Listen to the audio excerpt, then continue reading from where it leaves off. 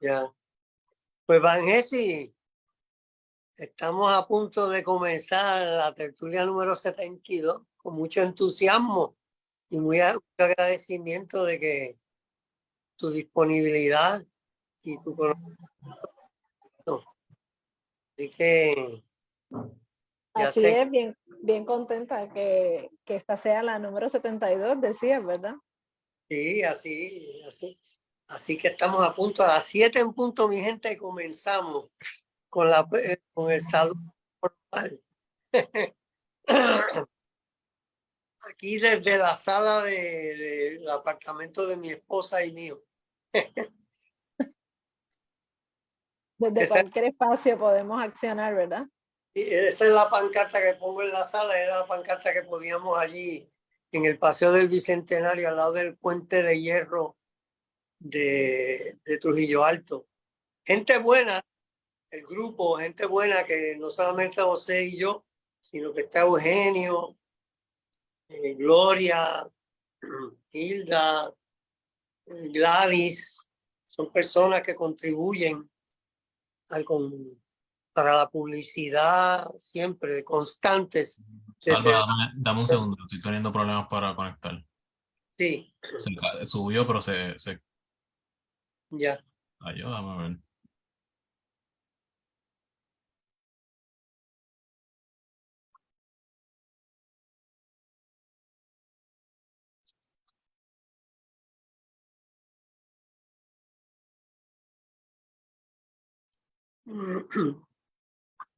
Creo que ya estamos en vivo. Gracias. Bueno, pues ya estamos. Muy buenas noches, queridas y queridos tertuliantes. Aquí una vez más con ustedes desde agosto del 2016 en la tertulia número 72, que como ustedes saben, los que siempre se han conectado y los que están por primera vez, el tercer jueves de cada mes a las 7 de la noche, pues celebramos esta tertulia cada mes con un tema diferente, que entendemos que nuestra filosofía siembra las ideas de que Puerto Rico puede ser diferente, Puerto Rico puede ser el Puerto Rico que nos merecemos, de democracia, justicia, equidad, igualdad, fraternidad y sustentabilidad para que se perpetúe para siempre en el universo nuestro país, nuestra patria y nuestra cultura y nuestra gente, aquí donde se encuentren, las diásporas que se encuentren. Esta noche tenemos como tema educar en democracia para la justicia social. ¿Y qué mejor persona para elaborar el tema y desarrollarlo y presentárnoslo que Van Jessy Carrasquillo Casado, la compañera que es educadora e investigadora y que actualmente es estudiante doctoral en liderazgo de organizaciones educativas en la Universidad de Puerto Rico, recinto de Río Piedra. Y bienvenida, Van Jessy, agradecemos profundamente tu disponibilidad. Te quería preguntar, ¿cómo se llama tu tesis doctoral? ¿Cuál es el título? Si ya le pusiste. Sí, claro, agradecida primero que nada por tenerme acá, a estos dos compañeros que han sido muy solidarios y muy responsables, ¿verdad? Con cada una de la preparación para este evento. Bien contenta de poder estar compartiendo este tema de educación en democracia para la justicia social, que se vincula, como dices muy bien, con mi investigación doctoral actual, que trabaja el tema del liderazgo educativo con enfoque en justicia social y el rol de fundadores y fundadoras de instituciones de educación alternativa en Puerto Rico como una herramienta para la transformación socioeducativa. Así que estamos con una vinculación muy clara, ¿verdad?, desde el programa de liderazgo de organizaciones educativas, buscando alternativas también de identificarnos con otros tipos de estilos de liderazgo, más allá que con una administración o una gerencia educativa que vaya enfocada a la tecnocracia, a la burocracia y que lo que haga es correr administrativamente quizás cualquier institución educativa. En este caso estamos buscando la manera de hacer una vinculación con lo que es el liderazgo en comunidades, con lo que es precisamente la transgredir esos estilos de liderazgo autocráticos y conformarlos en unos más democráticos y de participación. Magnífico, pues tienes la palabra. Bienvenida. Pues muchas gracias. Verdaderamente decidimos, ¿verdad?, titular esta presentación como Educación en Democracia para la Justicia Social, y ya desde el título tenemos que empezar a cuestionarnos una serie de cosas, ¿verdad? Parece ser un título corto, con palabras que se pueden entender, pero tenemos aquí fenómenos muy abstractos y muy concretos, ¿verdad? Iniciar con la educación, ¿verdad?, que puede perfectamente ser entendida como un fenómeno, entendida como una herramienta o entendida como un sistema también, pero con la genialidad de permitir el acceso y la adquisición de conocimiento, de destrezas, de actitudes, pero sobre todo también motivar la generación de valores a nivel individual y colectivo. Eso nada más con el concepto de educación. Si vemos, por ejemplo, el concepto de democracia, podemos mirarlo igualmente como un sistema de gobierno, podemos mirarlo como un anhelo, porque quizás entendemos que no lo tenemos tal cual, pero también lo podemos ver claramente como una herramienta de resistencia en la medida en que tengamos el conocimiento de la participación ciudadana que exige a un gobierno lo que necesita, lo que tiene que hacerse y cómo tiene que hacerse. Cuando vinculamos entonces lo que es la educación en democracia, también nos tenemos que cuestionar esa frase y decirnos, queremos hablar de la educación en democracia porque estamos en ella y la entendemos como que ya somos parte de ese sistema, porque nos sentimos satisfechos o no con ella. O podemos mirar como que es la educación desde la democracia. O podemos igual también mirarnos, que es parte de mi interés hoy, es que nos miremos como una educación para la democracia, para esa democracia que verdaderamente queremos exigir, y esa educación democrática que nos permita tener las herramientas a todos, todas y todes, para entonces enfocarnos en la justicia social.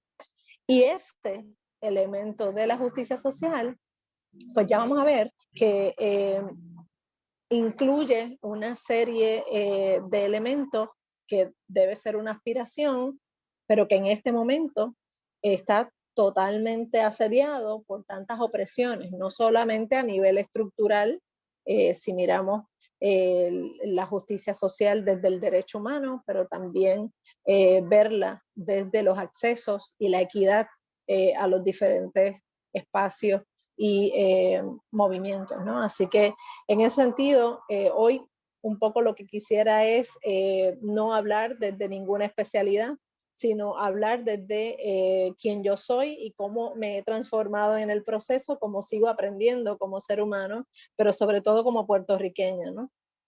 Así que en ese sentido, esta presentación lo que pretende precisamente es que nos vayamos guiando por lo que es el contexto de una educación que puede ser diferente, ¿no? Así que voy por aquí.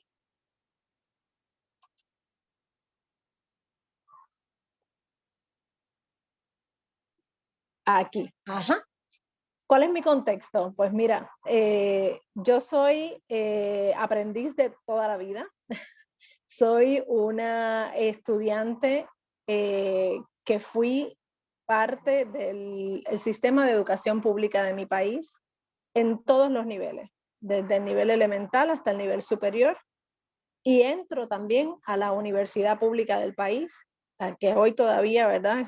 Tenemos que defenderla porque está sumamente asediada por tantas situaciones, por la crisis fiscal, y por una serie, ¿verdad?, de situaciones que estamos viviendo allí como estudiantes y como personal administrativo y docente también. Mi contexto dentro de la educación también está generado como una madre de dos, que estoy siempre en busca de identificar espacios en los que entienda que ellas pueden tener unas mejores oportunidades.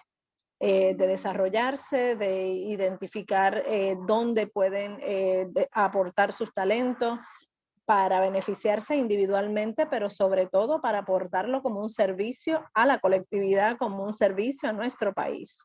Mi contexto también como educadora, que mi discurso siempre ha sido con mis estudiantes, beneficiense de cada aprendizaje, de cada oportunidad, de cada experiencia, pero siempre con la mirada de contestar cómo yo puedo aportar a mi país, cómo yo puedo aportar a mis comunidades, desde cualquier foro, desde cualquier lugar en el que me encuentre. Así que también está dentro de mi contexto el ser una ciudadana feminista con una intención de promover espacios de equidad y de participación democrática.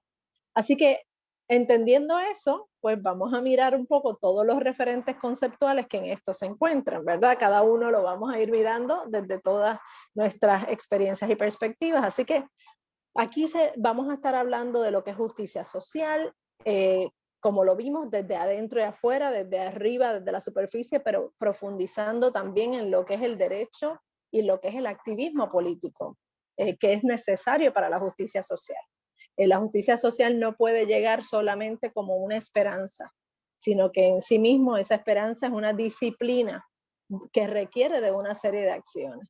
Así que vamos a mirar también lo que es la educación democrática y como un medio utilizando el modelo de comunidades de aprendizaje, que es un modelo muy concreto en la educación que permite que se den espacios en donde pueda haber participación.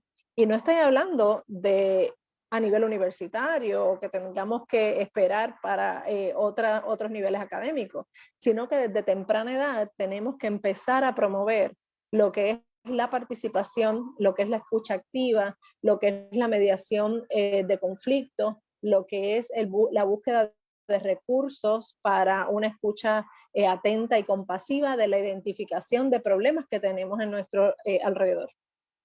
Y esto definitivamente propone lo que es una educación integral y que valga que no sea tradicional necesariamente, ¿verdad? Un poco nos estamos intentando alejar de esos métodos tradicionales de enseñanza que lo que buscan quizás es mantener y entender que lo que tenemos está correcto y que no podemos aspirar a más. Así que esa educación integral que te permita desarrollarte en tu capacidad como ser humano biológico y físico, pero esa capacidad que te permita también desarrollar tu espíritu, que te permita desarrollar tus valores de empatía y solidaridad con otros, esa educación integral que te desarrolle en todos tus aspectos. Y cuando vamos en el afuera de esa educación no tradicional, hay un referente muy interesante en comunidades europeas que ya es un proyecto de educación formal, que es la educación social. Un concepto que en Puerto Rico no necesariamente se trabaja y que puede venir a responder unos asuntos donde la escuela tiene un ente que lo ata y lo enlaza con las comunidades. Ese profesional de la educación social viene en referentes, como les digo, en Europa, particularmente en España. Es una profesión que no es nueva y que en sí misma también ha tenido muchísimas luchas para ser reconocido como un profesional que aporta a lo que es la equidad en los espacios de manera democrática. Y hablabas que una de las partes más importantes para ustedes en estas tertulias del puente era querer aportar, ¿no? Querer hacer algo alternativo. Y ya uno de los elementos más importantes para mí era rescatar esa oportunidad que tuvimos de conocernos y que ustedes como representantes de la tertulia me invitaran a participar de acá. Y es porque a través de las jornadas hostosianas soy miembro activa de la Comisión Nacional Hostos 180 y nos conocimos, ¿verdad? Celebrando el natalicio de Eugenio María de Hostos, que mucho más allá que un educador fue un luchador, fue un hombre con una visión muy interesante, muy progresista en aspectos de la participación de la mujer en diferentes áreas, entre ellas las ciencias, por ejemplo. Ver también un hombre con una capacidad tan internacional de mirar las injusticias y las desigualdades y los grupos vulnerabilizados en otros países, y que ya una vez llega a través de todo este recorrido que hace por diferentes países de América Latina, en Europa, en Estados Unidos, en el Caribe, tiene una visión muy clara de lo que resultaría una buena educación, ¿verdad? Así que en ese aspecto no podemos dejar de aportar lo que es una memoria histórica nuestra que se nos ha robado, ¿verdad? A través del tiempo. Y con este diagrama yo lo que quisiera es aportar un recorrido histórico por la educación en Puerto Rico, ¿verdad? Aquí vamos a ver que desde el siglo XVI tuvimos la primera invasión con la dominación española. Y entonces, a mediados del siglo XIX, ya empezamos a tener lo que es la escolástica y el normalismo, ¿verdad?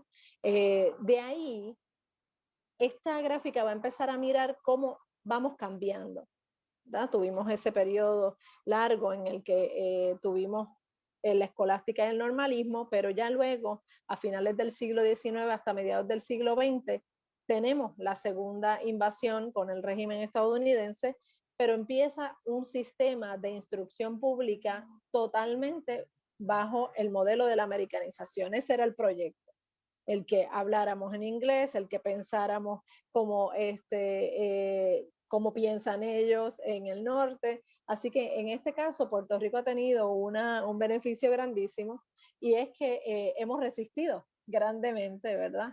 Esa americanización. Así que luego ha habido ajustes, y a finales del siglo XX, del siglo XXI, comienzan también unas leyes de reforma educativa, y que actualmente, ¿verdad?, en el Departamento de Educación ya en la primera década del 2000 comienza otro nuevo cambio con la ley de educación alternativa en Puerto Rico. Y esto no es una casualidad, ¿verdad? Esto viene tras una búsqueda de los cambios que se dan a nivel social, pero sobre todo también de una intención de atender unas necesidades que tienen las poblaciones, que tienen las comunidades.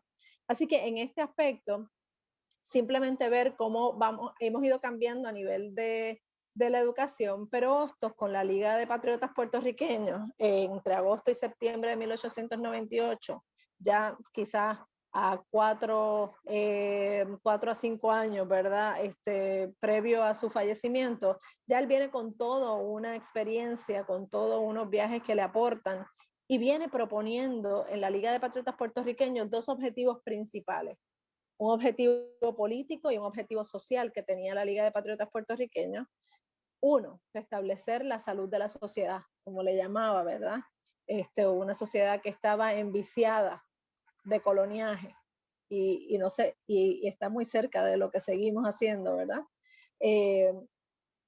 Planteaba el educar a un pueblo en la práctica de las libertades que han de servir a su vida privada y pública, individual y colectiva, económica y política, moral y material. Como parte también decía que la sociedad civil tenía que estar dispuesta a resolver sus problemas cotidianos por sí misma. Yo creo que todavía estaríamos de acuerdo, ¿verdad?, con intentar que tengamos una educación que propenda a esa transgresión. Ya entonces, directamente su propuesta educativa en la Liga de Patriotas Puertorriqueños llaman la atención tres elementos muy particulares, ¿verdad?, que queremos destacar, que es que él no solamente mira la educación con ese binomio escuela-educación, sino que plantea diversas formas de acercar el conocimiento al pueblo. No solamente podemos contar con un solo método, de ahí lo no tradicional, ¿verdad? También plantea un plan de estudios con asignaturas y actividades multidisciplinarias.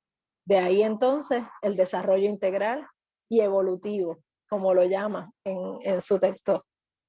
Y finalmente, una atención responsable al desarrollo del pensamiento crítico, que en su momento él le llama como una lectura razonada, ¿verdad? Al descubrimiento y el reconocimiento de verdades. Mire qué interesante, porque no estamos hablando que él dice, vamos a llenarlos de información y de conocimiento. Es al descubrimiento y reconocimiento de verdades para alcanzar el fin social de ejercer nuestros derechos con dignidad. Así que esa memoria histórica que nos han intentado eliminar a través del tiempo, hay que repasarla y repasar esta raíz de la propuesta educativa de Hostos, que en los 3 puntos que hablábamos anteriormente, vamos a detallarlos, ¿verdad?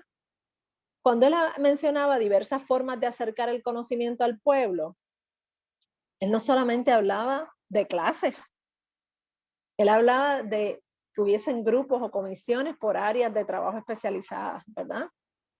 Hablaba de escuelas nocturnas, de escuelas rurales, hablaba de un periódico de cultura general que permitiera que las personas en la comunidad pudieran reconocer cuáles eran legados, logros de la comunidad y sobre todo elementos de corte cultural. Hablaba de conferencias dominicales y de institutos municipales. De manera interesante, los institutos municipales, él muy consciente presentaba que necesitaban estar contextualizados. No podía ser el Instituto Municipal de Mayagüez igual que el de Juana Díaz, porque cada uno iba a tener unas necesidades y unas particularidades muy diferentes. Cuando hablaba particularmente del Instituto Municipal, el plan de estudios que él presentaba era muy diverso. No podíamos tener solamente, ¿verdad? Pensando en la escuela de ahora, la ciencia, las matemáticas, el español y el inglés, sino que tenía que haber métodos de lectura y escritura simultánea. Eso ahora lo escuchamos y hablamos de la lectoescritura, ¿verdad? Y es, pues, de alguna manera, ¿verdad? Lo que él practicaba y entendía que podía funcionar perfectamente. Ejercicios de ciencias naturales y matemáticas, ¿verdad? Y de ahí todas las ciencias naturales que incluía desde la física, la astronomía, la geografía. Hablaba de, particularmente, miren qué interesante cómo él veía, cómo hacía esta mirada de los círculos concéntricos, ¿verdad? Soy yo, es mi hogar, es mi comunidad, es mi barrio, es mi país, es la nación, es el Caribe y es la nación, ¿no? Así que en ese sentido, lecciones de geografía del hogar y de la ciudad, geografía de la ciudad. Miren qué interesante, ¿no? E historia de cada día. Y aquí me quiero detener con el asunto de la historia de cada día porque hoy estamos viviendo una situación en la Universidad de Puerto Rico, un conflicto obrero patronal, en que el sindicato de trabajadores, en el caso de ornato y mantenimiento, están batallando en los portones de la universidad por una exigencia de varios puntos, pero entre ellos un salario justo, ¿no? Para los trabajadores y las trabajadoras. Pues esta historia de cada día es importante vincularlo en la sala de clase, que si tenemos hijos que no pudieron ir a la escuela porque los portones estaban cerrados, no podemos criminalizar el acto, tenemos que discutirlo como familias y tenemos que discutirlo como maestros y maestras también. En esa medida, un maestro y maestra que se convierte en un sujeto político que cuestiona, que contextualiza y que a su vez tiene que aportar a ese pensamiento crítico y a una lectura razonada de lo que está ocurriendo. Así que esa historia de cada día es importante que no se ignore, ¿verdad? Y cuando hablo de que no se ignore, no solamente que estas discusiones se tengan con los de escuela superior porque tienen una clase de política o con los universitarios porque les afecta directamente. No, estamos hablando hasta de los que están en preescolar, que reconozca que hay alguien en su escuela que trabaja por el mantenimiento y el ornato y que si esa persona no está y esa persona no está contenta, pues las facilidades no van a ser iguales porque todos aportamos. Eso es educación democrática, es esa comprensión contextualizada de la historia de cada día y de cómo yo pienso, ¿verdad? Las cosas. Así que Otro de las aportaciones de las asignaturas en el plan de estudios que Hostos planteaba en la Liga de Patriotas Puertorriqueños era la enseñanza gimnástica, ¿verdad? Era lo que es la educación física. ¿Cuánta batalla nos han dado, verdad? En nuestras escuelas, en el sistema de educación, porque le limitan, no tienen recursos, las canchas no están aptas, tienden a pensar que la educación física es solamente unos juegos de mesa y como si los estuvieran entreteniendo.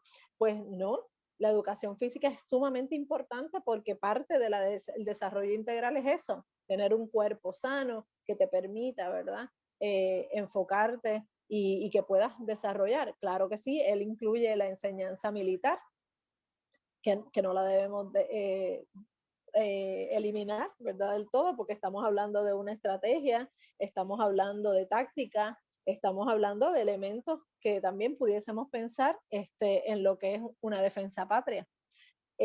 Hablaban en ese, y recordando, ¿verdad? Hostos contextualizado en ese 1898, pero que muy bien pudiésemos aportar muchos de estos elementos hoy.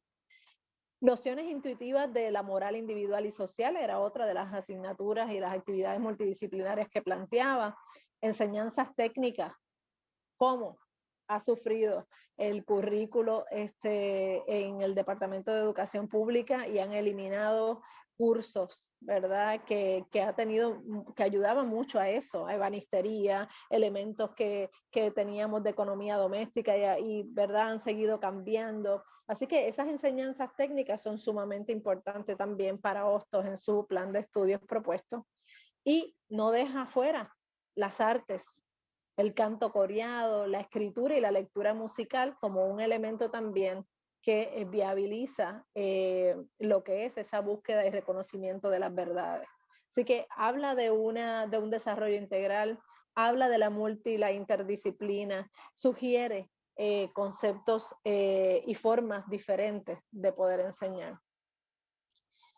Y finalmente, como parte de su propuesta, el tercer elemento que quería rescatar es esa atención responsable del desarrollo de pensamiento crítico, y por eso él va en conceptos desde la enseñanza intuitiva, el qué sé, qué reconozco yo de lo que tengo a mi alrededor y qué puedo aportar, como de la misma manera entonces luego qué te aporto yo. Ahí la figura del rol del maestro, de la maestra con el estudiante ya no son autocráticas, no hay una jerarquía, ¿verdad?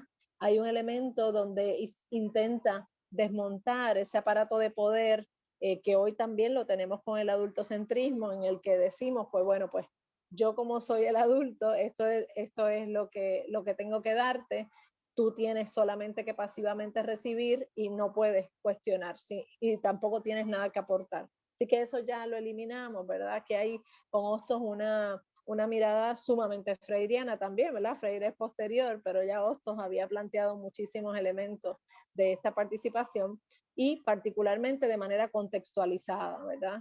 Tu hogar, tu comunidad, tu país. La lectura razonada que hablábamos hace un rato y esa escritura analítica simultánea. Decía que lean, que piensen y que escriban lo que opinen, ¿verdad? Este elemento también de ese Hostos con experiencias como periodista, como escritor, y ese Hostos con unas experiencias también de investigación que tenía, pues hace que aporte todo esto al desarrollo de un aprendiz que pueda aportar luego a esa búsqueda de la libertad individual y colectiva, muy claramente con esa vinculación de esos tres ejes que siempre están unidos, la democracia, ¿verdad? La justicia social y la libertad. Y como decíamos hace un rato, y lo tengo que retomar, el asunto de la historia.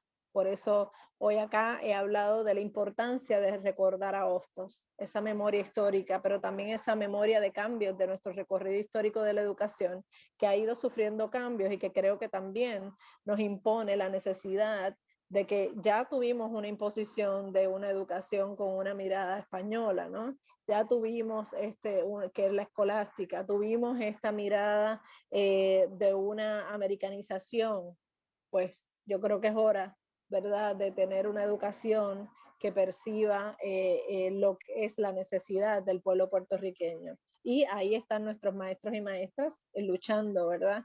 Desde las salas de clases, aportando cada día a esos estudiantes, desde donde a veces el sistema les permite, pero sabemos, ¿verdad?, que hay maestros y maestras que están constantemente batallando y eliminando esas opresiones que tienen desde la sala de clases para aportar. Y esto se preguntaba y también nos debemos preguntar nosotros, ¿qué patria queremos? Pues se quiere una patria sana, fuerte y próspera. Estamos totalmente todavía de acuerdo con Hostos cuando dice algo como esto, ¿verdad? Queremos una patria sana, queremos una patria fuerte y próspera, pero que se aspira esencialmente a formar una sociedad civilizada, era lo que planteaba. Y de manera interesante, ¿no? Dice, no una sociedad civilizada en aspecto liviano, sino en el único, alto y efectivo concepto de la civilización, que no es otro que en el concepto de organización completa de los medios y fines de la vida colectiva. Así que no estamos buscando una educación que persiga estrictamente que forme personas que se vayan a la industria a trabajar para otros, ¿verdad? Para un mercado particular, para un sistema capitalista. Estamos buscando una educación que persiga un interés colectivo, que busque la manera de poder liberar las opresiones que tenemos a nivel colectivo. Así que en la actualidad, ¿qué tenemos? Pues bueno, cuando miramos ciertos indicadores de desigualdad social en las escuelas, vemos altas tasas de fracaso y deserción escolar. Vemos también presencia de analfabetismo. Mira, hasta hace menos de 10 a 12 años teníamos un 9% de analfabetismo en Puerto Rico. Y diríamos, bueno, pero el 9% no se oye tanto, ¿verdad? Es solo una cifra, pero 9% en un estudio que no necesariamente abarcó toda la comunidad, la población puertorriqueña que reside en Puerto Rico.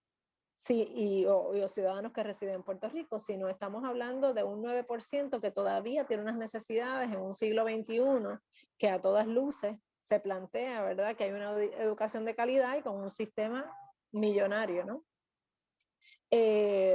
Indicadores que amplían las brechas de desigualdad social, la creciente desconfianza, y esto es uno de los elementos que luego me ayudan a mí a querer investigar más acerca del concepto del liderazgo educativo con enfoque en justicia social, en la educación alternativa particularmente, porque se observa una creciente desconfianza y una desilusión general que existe por parte del pueblo y la familia hacia lo que son las agencias gubernamentales. Ya no creemos tanto, ¿verdad?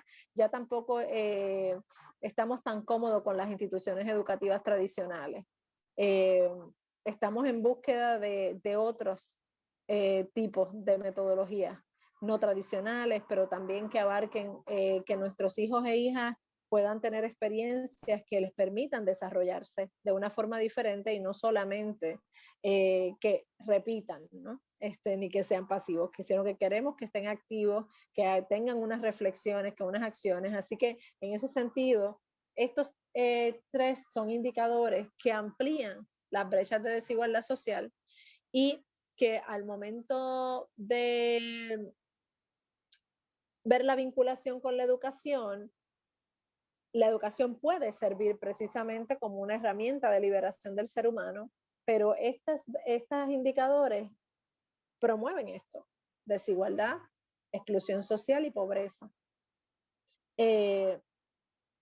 Llama mucho la atención el que en la ley de reforma educativa plantee que liberar al ser humano requiere que comprenda su interacción con la cultura y la sociedad en que vive, que adquiera las diversas herramientas que su cultura le ofrece y que desarrolle tanto la capacidad de ser crítico de su propia cultura como la imaginación, y miren esta parte, imaginación para crear un espacio dentro de la sociedad. Queremos que nuestros hijos e hijas, que nosotros mismos desarrollemos imaginación para crear un espacio dentro de la sociedad, o queremos transformar esos espacios en la sociedad. No queremos necesariamente acomodarnos a lo que tenemos en este momento. Queremos quizás romper estructuras, queremos resistir, queremos cuestionar esas estructuras. Así que no es poco, ¿verdad? Lo que en la forma en cómo redactan nuestra ley reciente de reforma educativa nos quieren, ¿verdad? Someter en este aspecto. Sin duda, la educación sigue estando en la agenda mundial como medio para generar transformaciones sociales y es por eso, ¿verdad?, que estos fenómenos deben dar paso a lo que es esa mirada del líder educativo, que ese líder educativo, ¿quién puede ser? ¿A quién nos referimos con ello? ¿Es un maestro? ¿Es una maestra? ¿Es un líder comunitario? ¿Es un madre o padre de familia? Un líder educativo puede ser aquel o aquella que tenga una función política de la educación. Ese que plantee que la educación es una variable instrumental que permite la movilidad social para vencer las exclusiones de las que vimos ahorita, que amplían las brechas de desigualdad social. Así que si esa educación no me propende a mí para potenciar mi ser y que a su vez yo pueda servir al colectivo, pues entonces no es una educación en la democracia, para la democracia, ni desde la democracia para la justicia social.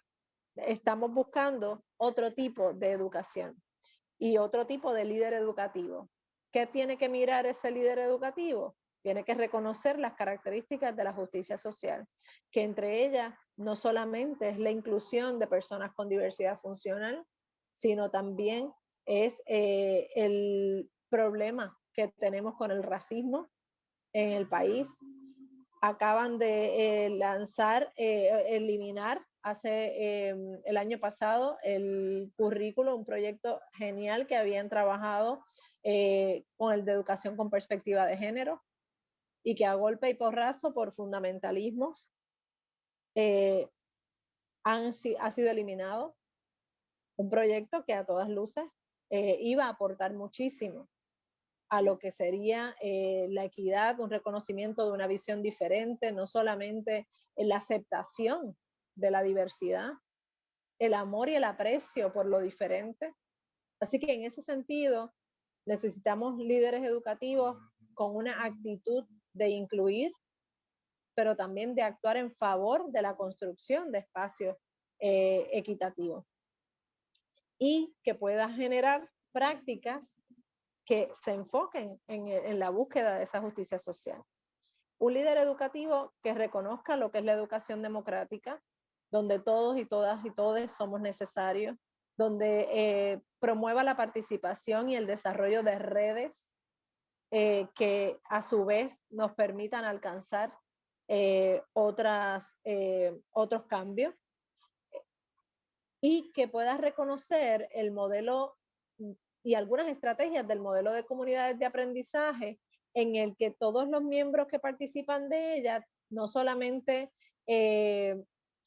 tienen voz para aportar y opinar de lo que se está planteando, sino también para crear, para no estar de acuerdo, para darse el tiempo de pensar, para liderar o para callar en momentos. El modelo de comunidades de aprendizaje es un modelo que permite que podamos tener variabilidad y diversidad entre los componentes, pero también que podamos tener experiencias en las que podamos aprender, ¿verdad?, unos de otros y crear esas redes para que nos vayan fortaleciendo.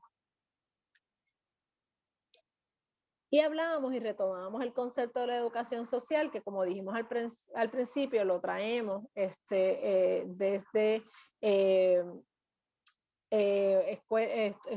universidades y comunidades en España, en la que se plantea algunos componentes que lo que buscan es el desarrollo comunitario, la promoción sociocultural, es este ente profesional que vincula y ata la comunidad con la escuela, con los maestros, las maestras, con las familias, con las otras entidades también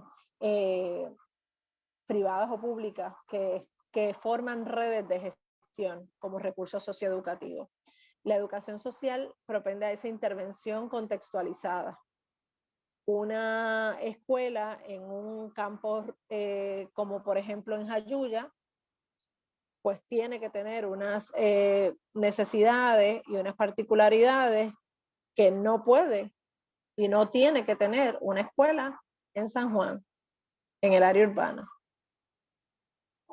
Y desde ese aspecto, dar una mirada que sensibilice la educación, los contenidos, que promueva esa mirada de qué está sucediendo en mi comunidad a nivel ambiental, a nivel de salud, cuáles son los componentes, el perfil que tengo en mi escuela, en mi comunidad, cómo puedo aportar yo a ella y qué recursos tengo de mi comunidad para beneficiarme en mi escuela. Ese rol de ese educador social, que muy bien puede ser ese maestro o esa maestra que comprende perfectamente las necesidades de ese estudiante, pero que lo ve como un reflejo de esa comunidad. Por ende, hace una mediación que integre lo social con lo cultural, con lo educativo. Y todas esas características, ¿verdad? Ese maestro, y esta es parte, ¿verdad?, de nuestra mirada, ese maestro o maestra como una figura política que sea un experto a ayudar a mediar y que a su vez también lo pueda enseñar a sus estudiantes, que sea empático, que no juzgue, que sea resolutivo, que ayude en la mediación de conflictos, que vincule unos elementos de confianza en ese estudiante, pues de eso estamos hablando.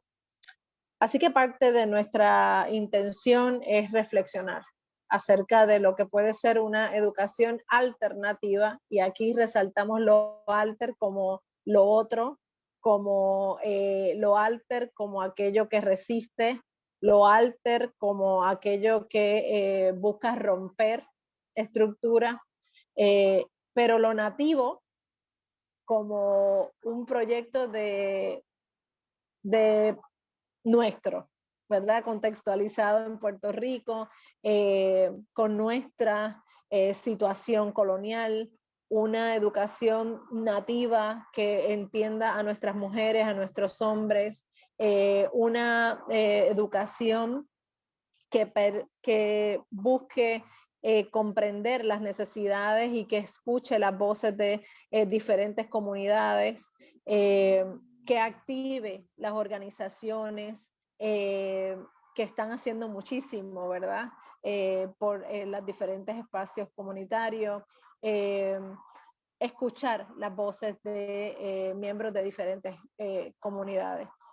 Esa educación alternativa que estamos mirando con un enfoque en justicia social va a ser totalmente importante.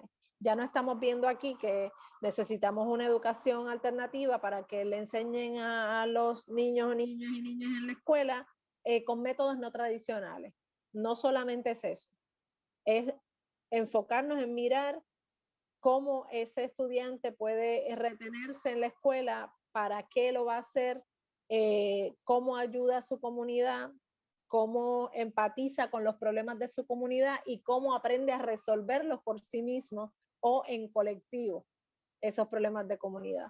Y eso como medio, volvemos, para aportar a la disminución de las brechas de desigualdad social e inequidades en las comunidades en Puerto Rico. Si no le ponemos ojo a aquellas opresiones, si no reconocemos quién es el opresor, si no reconocemos de dónde vienen esas estructuras, si no reconocemos o nos hacemos a la vista larga, ¿verdad?, con las políticas neoliberales y miramos simplemente que es lo que estamos viviendo, tenemos que aprender a romper con eso. Así que es esta educación alternativa que busca que tanto el niño, la niña, el joven, el maestro, la maestra, el líder comunitario, las familias, el gerente o líder educativo, el director escolar, piensen la escuela como un espacio de educación para el desarrollo integral y como un espacio para adquirir libertades también, como un reflejo de lo que queremos ya en la patria que estamos buscando.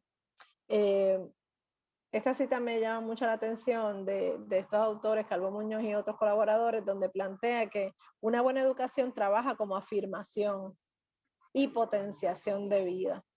Así que ese liderazgo es importante reconocerlo como la existencia de diferentes formas de ejercer liderazgo educativo, que es lo que he planteado acá, que en una educación democrática, en una comunidad democrática de aprendizaje, se ejercen diferentes tipos de liderazgo educativo, así que no miramos solamente al maestro o la maestra, o a veces no necesariamente el estudiante es el eje de la educación, es la comunidad el eje de la educación, de manera entonces que todos los que orbitamos alrededor podamos entonces tener diferentes métodos para rescatar lo que es nuestra situación, ¿verdad?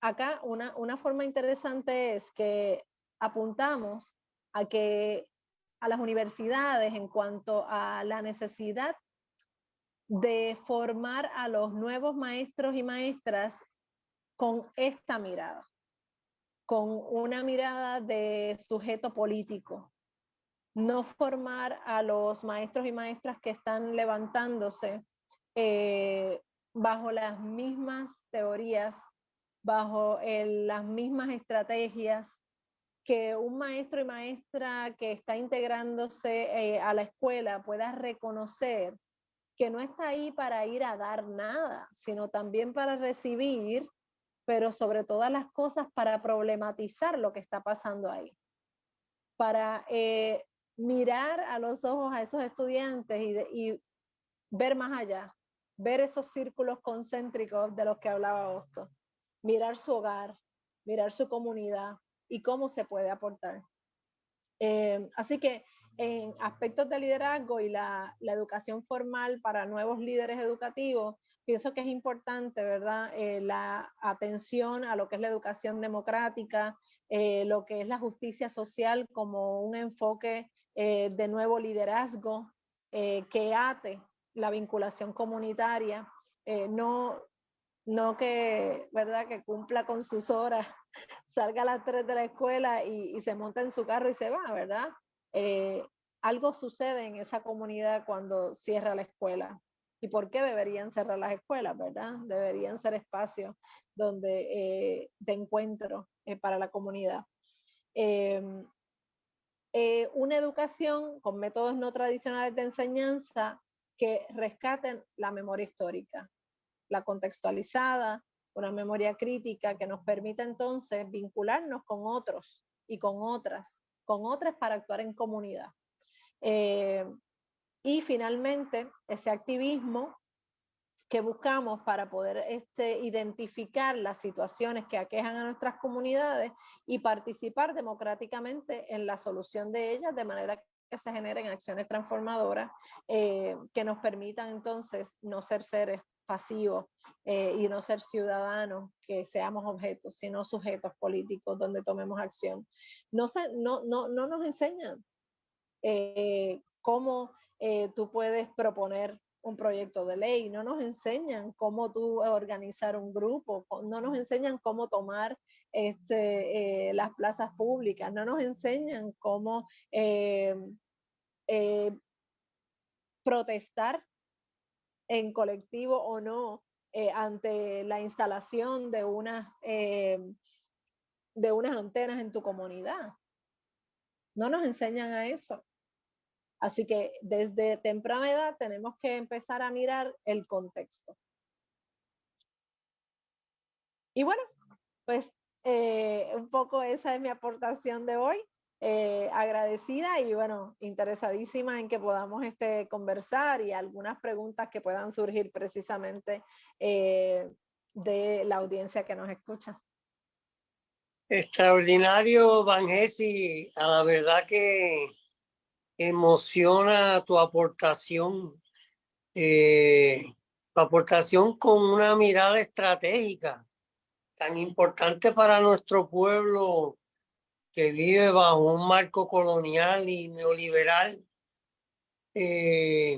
comprender que comprendamos la necesidad de tener una visión estratégica de dónde estamos parados y hacia dónde queremos ir, ¿verdad? Y has hecho una extraordinaria contribución en ese sentido de atrevernos a pensar estratégicamente. No sé si tú tienes más, yo estoy en el teléfono, no sé si a ti se te facilita o Sí, si nos dicen que en este momento no hay preguntas, pero sí tenemos comentarios de Lorena Martínez Vega que dice que interesante toda esta información. La doctora Liliana Coto Morales, socióloga y especialista en movimientos sociales y urbanos, habla de que es importante tema en nuestros tiempos. Naya de Rebelde, la compañera maestra y activista Lourdes Torres Santos, dice gracias por educarnos en la pedagogía ostosiana. Eso es un asunto que tenemos pendiente y que es importante que trabajemos, ¿verdad? Por ello, porque Hostos nos aporta muchísimo y desde la educación muchas actividades muy concretas que podemos empezar a trabajar y que ya se están haciendo movimientos en diferentes espacios para poder darle una mirada muy práctica a Hostos y a su propuesta educativa desde la Liga de Patriotas Puertorriqueños, pero que perfectamente podemos adaptar y contextualizar a lo que necesitamos hoy. Y Carmen Laura Bonilla dice, ¿cómo podemos educar para la justicia social? Pues precisamente lo que yo creo que es importante en este aspecto es que no debemos educar para la justicia social definiendo el concepto de justicia social. Tenemos que educar para la justicia social entendiendo cómo nos alteran la desigualdad, cómo nos altera las brechas, identificando dónde es que están las opresiones, quién es quien nos oprime, cómo lo hacen. Y en esa medida, cuando empezamos a crear discusiones abiertas, democráticas, en la sala de clases, en la sala de nuestro hogar, con nuestros hijos, cuando empezamos a conversar, a dialogar y a empezar a desmenuzar qué te preocupa como juventud, que tenemos, ¿verdad? Tanto que escuchar de nuestra juventud y de las infancias. ¿Qué te preocupa? Miren, Carmen, te quiero aportar ahí que cuando a veces hacemos actividades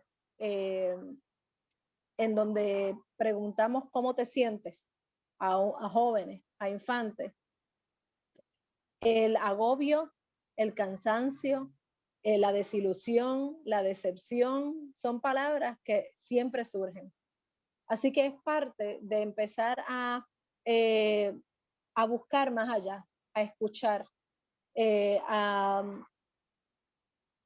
mirar de dónde surge cada elemento, cada indicador de desigualdad social. ¿Por qué la deserción escolar? No podemos decir o atacar a ese estudiante porque salió de la escuela. ¿Quién lo sacó? ¿Quién lo empujó a salir de la escuela? ¿Verdad? De la misma manera, mirar el asunto de otros problemas, la equidad por género. Todo este tipo de cosas, empezar a discutirlo, a traerlos en la mesa, es una forma de educar para la justicia social. Por aquí también tenemos Rafael Solá, que dice, excelente exposición. Le pregunto, ¿en la actualidad existen ejemplos de esa educación holística? Pues Rafael, hay acercamientos de diferentes instituciones educativas que proponen metodologías que sí abordan educaciones integrales y educación multidisciplinaria. Los vamos a encontrar, por ejemplo, en algunos proyectos Montessori, en proyectos con filosofía Waldorf, en proyectos que lo que hacen es que mezclan diferentes teorías para trabajar escuelas o instituciones de corte alternativo, y es precisamente por esa línea por lo que quiero indagar mucho más, porque sabemos que se están dando prácticas en diferentes instituciones educativas con metodologías no tradicionales que propenden a este tipo de discusiones para educar a la justicia social. Y lo que tenemos que hacer es hacerlo de manera intencional y masiva, que nuestras escuelas públicas, que las escuelas privadas puedan también utilizar este tipo de herramientas. Carmen Laura Bonilla dice, ¿podemos hablar sobre algunas técnicas prácticas de cómo enseñar así? Pues Carmen, espero que igual lo que te haya planteado hace un rato, el hecho de crear más espacios de asambleas entre estudiantes, entre jóvenes, entre estudiantes que se están preparando para ser maestros, hacer esas lecturas razonadas de las que hablaba Hostos, definitivamente es una técnica práctica que nos puede ayudar a educar para la justicia social. Esa combinación de la lectoescritura me parece también sumamente poderosa porque no solamente lo visualizo, ¿verdad? Como que pueda leer un fragmento o una noticia y de ahí discutirla, sino que pueda escribir cómo se siente y más allá de eso que pueda escribir cómo hacer para resolverlo y que además de escribir y pensar, lo que pueda planificar qué acción realizar. Así que creo que pueden ser técnicas que pueden funcionar muy bien para aportar a la justicia social. Rafael Solá pregunta también que si es el homeschooling una alternativa para educar para la justicia social. Y Evelyn García, gracias Evelyn, nos dice excelente charla. Rafael, yo creo que no quisiera yo enfocarme en decir que hay una forma específica de educar para la justicia social o una metodología particular. Yo creo que en la escuela y en la educación tradicional pública de nuestro país podemos tener acercamientos hacia la educación para la justicia social porque lo debemos mirar no como un método, sino como una actitud ante lo que estamos discutiendo. Es abrir espacios, foros para la escucha activa, foros para la participación. Y el homeschooling perfectamente puede también tener esa mirada porque le doy una atención individualizada a esa persona o a ese grupo de personas que están en ese espacio más de hogar, ¿no? Que se presta para tener esas discusiones. Así que eso es uno de los elementos interesantes, el empezar a mirar estas educaciones donde tenemos 30, 40 estudiantes en la sala de clases. No es que eso hay que empezar a cuestionarlo, ¿verdad? Pero no es que en esos espacios no se puede tener, porque igual nuestros maestros y maestras son sumamente creativos y desarrollan diferentes estrategias para ello. La doctora Liliana Coto Morales dice, estimulemos este enfoque de presentar las propuestas educativas hoy con el ideario de nuestros pensadores. Es unir la historia con las prácticas innovadoras, justamente. Y es precisamente, eso es de lo que hablamos con la propuesta de una educación alternativa. Empezar, así como los compañeros de Casa Pueblo hablan de la insurrección energética, pues tenemos que empezar a pensar en una insurrección educativa, sin duda. Yo quería aprovechar para saludar al licenciado Rafael Solá y a la profesora Liliana Coto, que en su momento fueron panelistas de las tertulias y me da mucho gusto saber de ellos. Yo quería plantear, fíjate, José Martí, el apóstol de la independencia cubana y latinoamericano y caribeño y universal inmenso, decía que el ser humano tenía que ser culto para que pudiera ser libre, ser cultos para ser libre. Y obviamente para ser libre hay que vivir en democracia y en el sentido que el pueblo verdaderamente sea el soberano. Ser soberano en el sentido de que sea protagonista en el día a día de su destino y que sea individual y colectivamente el que decida por dónde van las cosas en beneficio de todas y todos, ¿verdad?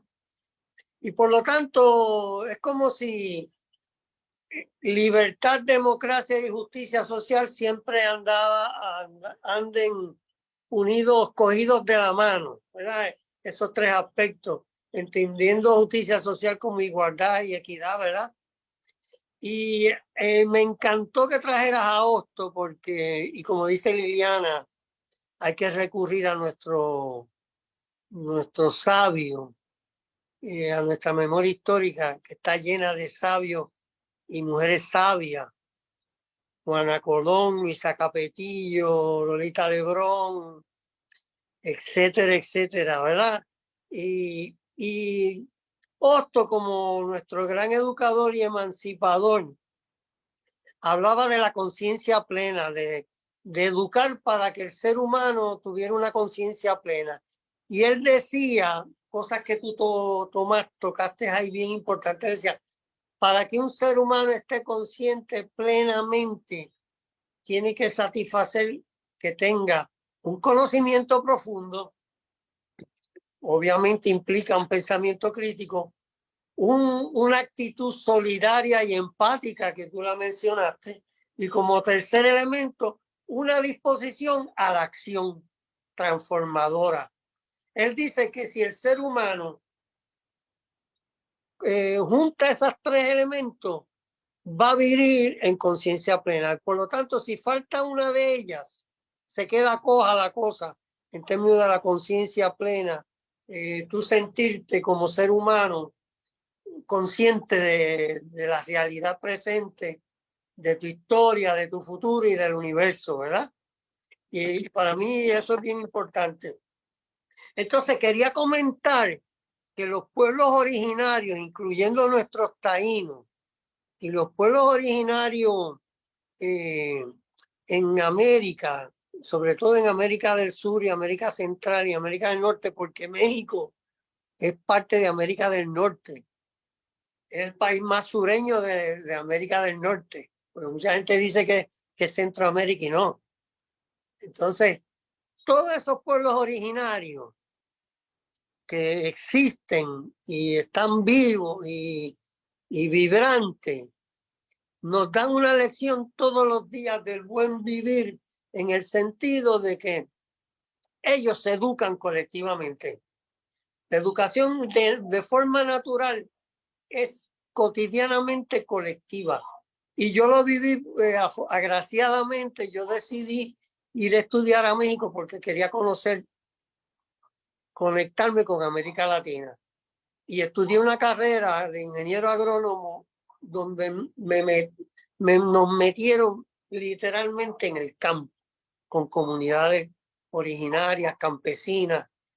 Y yo eso me enriqueció mucho mi vida, mi persona, porque pude ver esa solidaridad cotidiana, esa sabiduría cotidiana implementada en la convivencia de todos y todos apoyándose comunitariamente, un sentido de comunitario, cómo ellos se reunían, no sabían español, en Macuiltiangui, Oaxaca, ¿verdad? Allá en Oaxaca. El compañero que nos llevó allí a hacer un estudio era de esa comunidad. Nos quedamos en casa de él con su mamá y su papá que no hablaban español. O sea que él era bilingüe. Y fue nuestro enlace allí con la comunidad. Y ellos se reunían colectivamente y decidían qué hacer con una persona que había transgredido la convivencia. Y colectivamente se reunían con esa persona en la plaza y decidían qué iban a hacer con esa situación. En el bosque, que es un bosque maderero precioso, la Sierra Juárez de Oaxaca, tenían una cooperativa y hacían mangos de asada, mangos de pico, de pala, y era colectiva, era propiedad colectiva. Y ellos se encargaban de renovar el bosque, sembrando el bosque de nuevo. Y era interesantísimo el proceso, increíble, bello, y lo viví en varias instancias, en varias ocasiones. Así que ese buen vivir es una práctica que ahora se teoriza y se conceptualiza, y ellos mismos la conceptualizan, la enriquecen y la ofrecen, ¿verdad? Y entonces, pues, ha sido bien, es una contribución de una educación, como tú decías, social también, que debemos tenerla presente a la hora. Y yo creo, Sí. y quiero decir algo sobre nuestra herencia taína. O sea, si bien no existen como tal, pero somos la isla en el Caribe con el más alto porcentaje genético de herencia originaria taína, más que Cuba más que República Dominicana, Haití. Entonces, ¿qué sucede? Yo entiendo que ese elemento que es, hay arqueólogos puertorriqueños jóvenes con doctorado en Holanda que dicen que no desaparecieron nada, se fueron de cimarronaje en las montañas y estuvieron vivos en las cuevas allá arriba hasta el siglo XVIII y XIX. Y él lo ha comprobado visitando más de 100 y pico de cuevas, analizando los jeroglíficos. Y yo entiendo que en esa mezcla de esos abuelos y tatarabuelos nuestros indígenas, junto con nuestros abuelos y tatarabuelos africanos y los que vinieron de Europa, eso es lo que ha permitido que nosotros hayamos sobrevivido y hayamos cultivado un afán de ser bajo el coloniaje español y después bajo el coloniaje estadounidense. Y esa capacidad de resistencia y de prevalecer en nuestra identidad y disfrutárnosla, gozárnosla, quererla desarrollar y enriquecer, una identidad viva, transformadora, que aporta a nivel mundial en todos los quehaceres del ser humano, en todas las artes, literatura, en la ciencia. Entonces, que muchas veces es robada esa conocimientos nuestros científicos de ingeniería, nos lo roban, y esas patentes que crean esos cerebros puertorriqueños y puertorriqueñas no aparecen como parte de la cultura científica y técnica puertorriqueña, que tiene un valor de miles de millones de dólares, y se la roban, sencillamente. Entonces, hay un afán de ser, y yo creo que tiene mucho que ver con una continuidad de ese sentido de pertenencia heredado de nuestros taínos, nuestras taínas.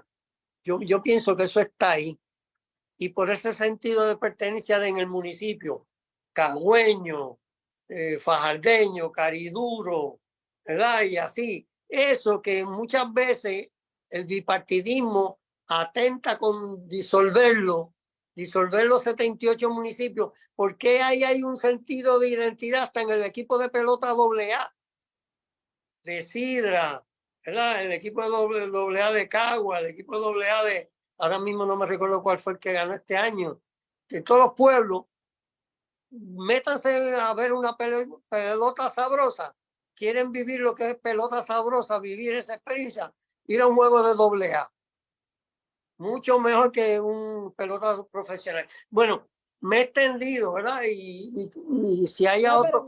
Me parece genial lo que dices, porque es eso, una reafirmación de la identidad, un rescate de la memoria histórica que a través de la educación tenemos que observar y tenemos que plantear, ¿verdad?, de manera muy clara. Cuando ahorita hablabas acerca de tu experiencia en América Latina, en México particularmente, hablabas del buen vivir.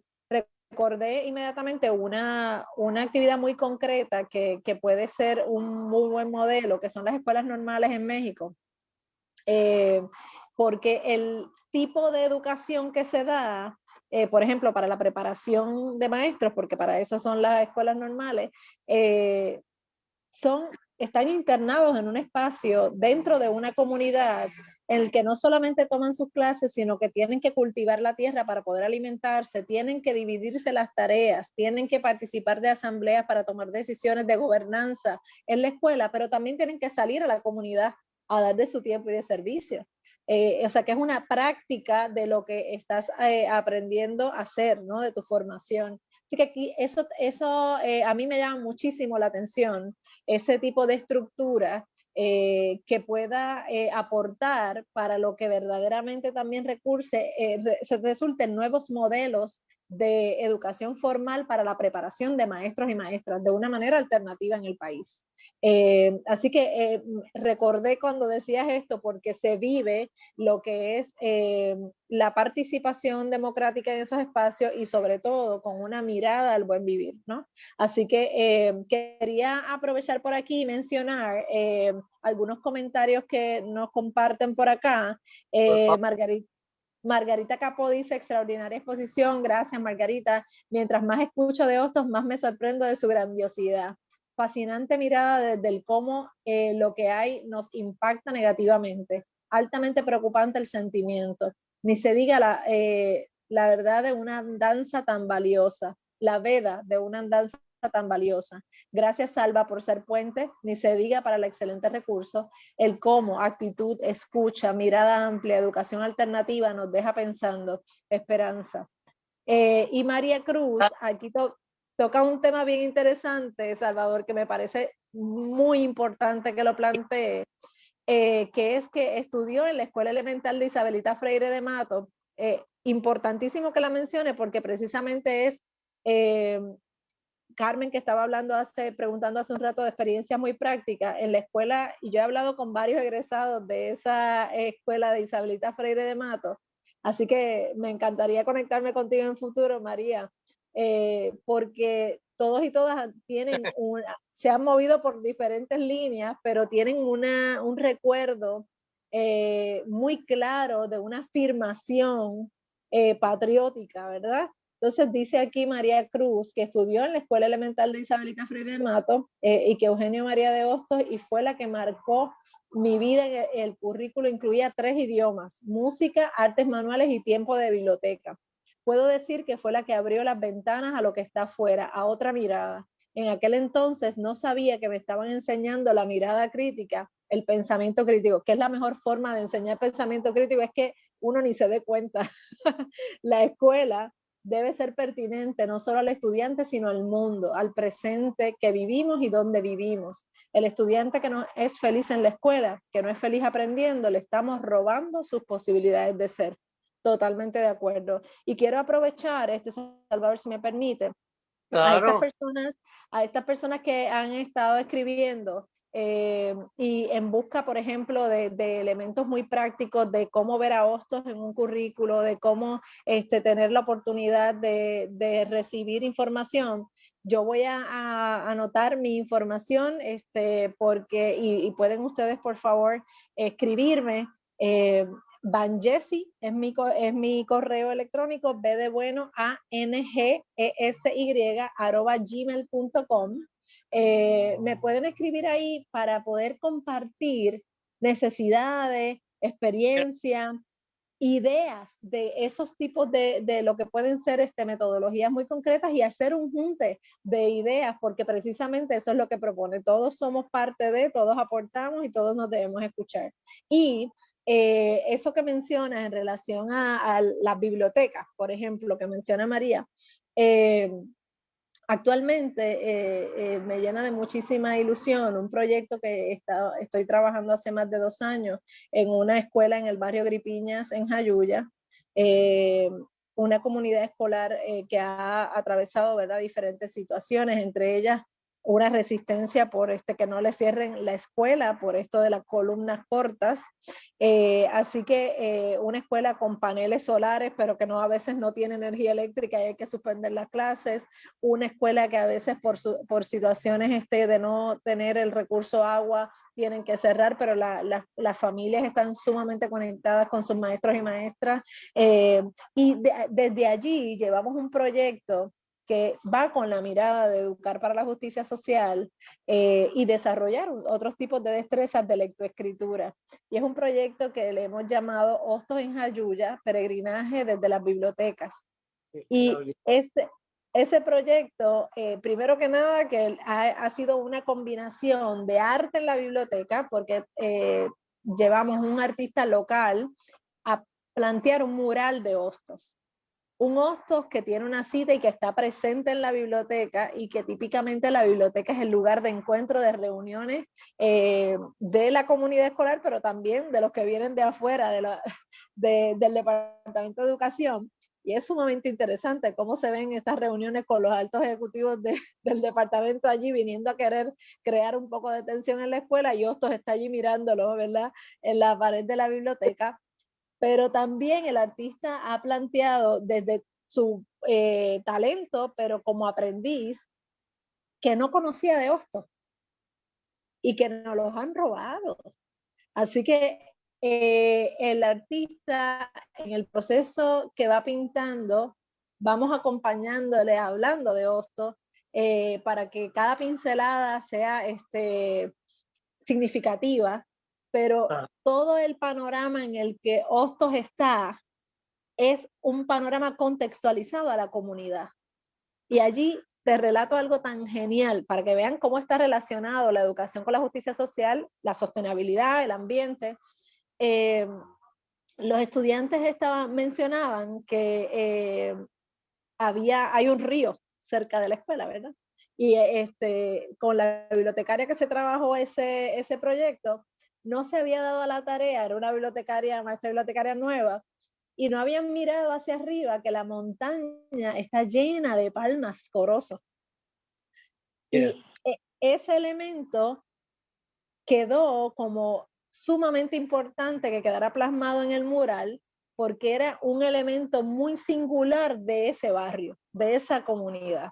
Así que no queríamos llevar un Hostos descontextualizado. Hostos está en Jayuya, está en su barrio, en Gripiñas, y el sol que sale es el sol de Jayuya, el mismo que está en una finca privada en el barrio Sama, con la intención de vincular los sectores, ¿no?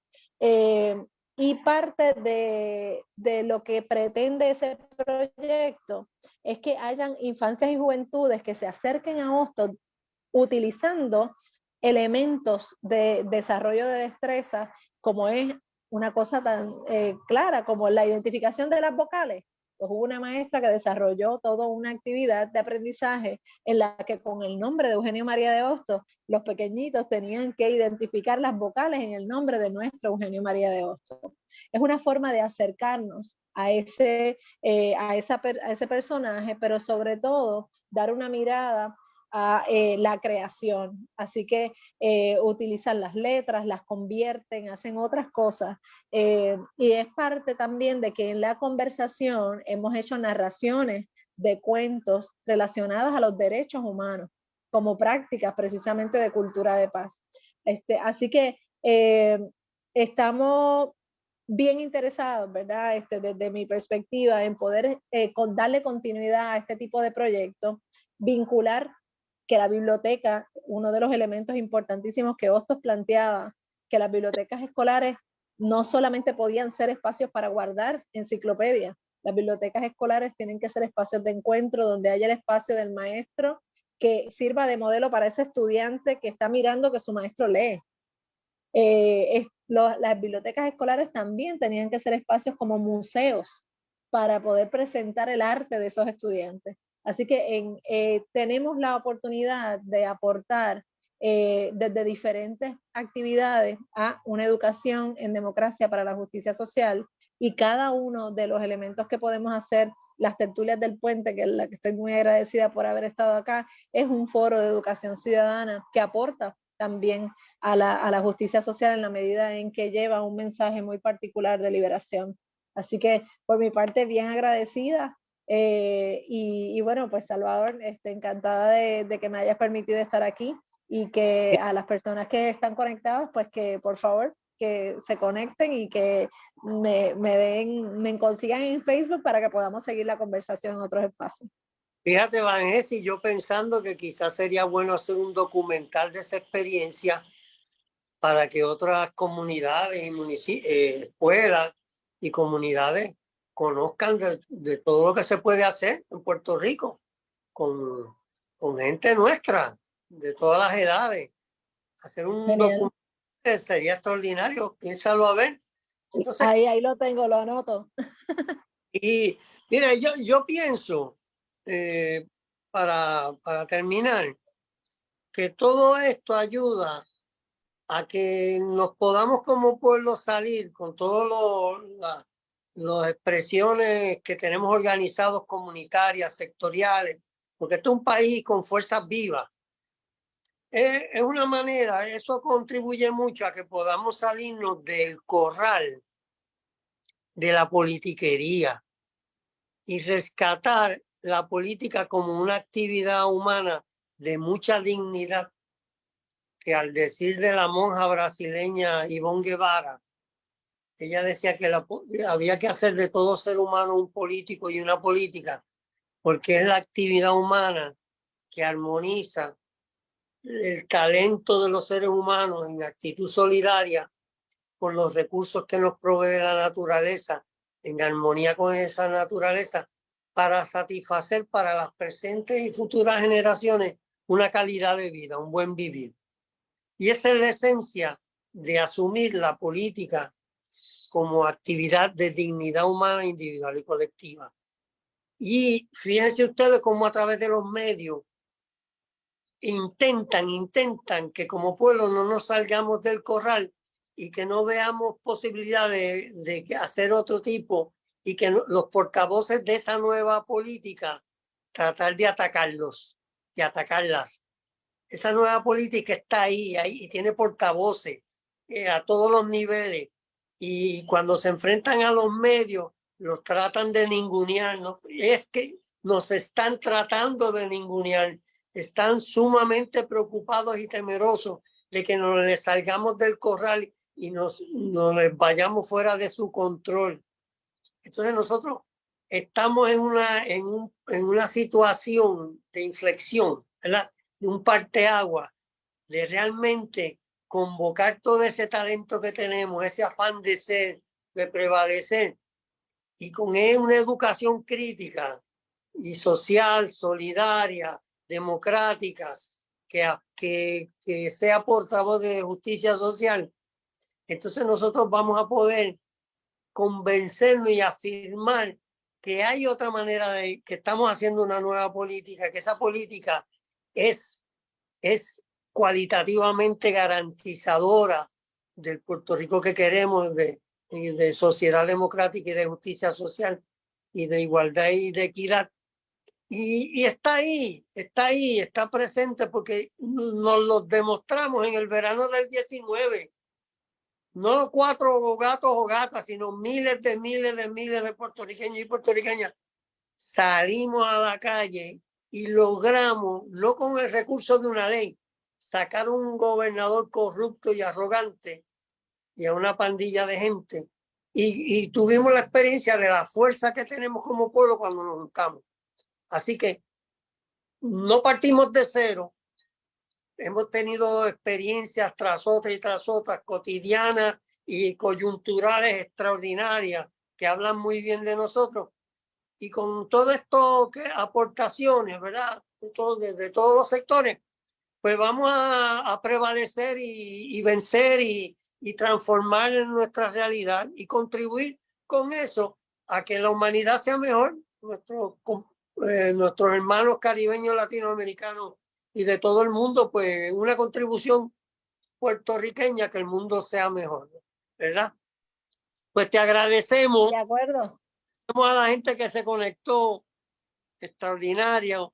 Y les recuerdo que inviten a su gente a darse una vueltita por la página nuestra en Facebook, que allí queda grabada esta tertulia y todas las demás anteriores, y que las pueden utilizar para sus clases, para compartirla. Y la próxima tertulia es el jueves 16 de marzo del 2023. Y yo quería terminar con un agradecimiento especial a José Giraldo. José Giraldo ha sido bien solidario, se ha encargado de la comunicación vía Zoom, de hacer la publicidad, de administrar la página, de poner las tertulias, las grabaciones en YouTube. Pero por su situación de tener 2 trabajos y 2 niñas, papá soltero con 2 niñas y 2 trabajos, con esas exigencias, me planteó que por un tiempo no va a poder seguir a cargo de las transmisiones y toda la labor extraordinaria que ha hecho solidaria hasta ahora. Y quería públicamente agradecerle infinitamente su disponibilidad, y que le demos un aplauso a José Giraldo, y en especial a ti, un aplauso virtual por haber estado esta noche con nosotros y compartir todo ese conocimiento y buenas intenciones. Así que buenas noches y nos vemos el jueves 16 de marzo. La próxima Muchísimas tertulia. gracias. Gracias. Gracias a todos. Yo no sé quién va a dejar. No sé si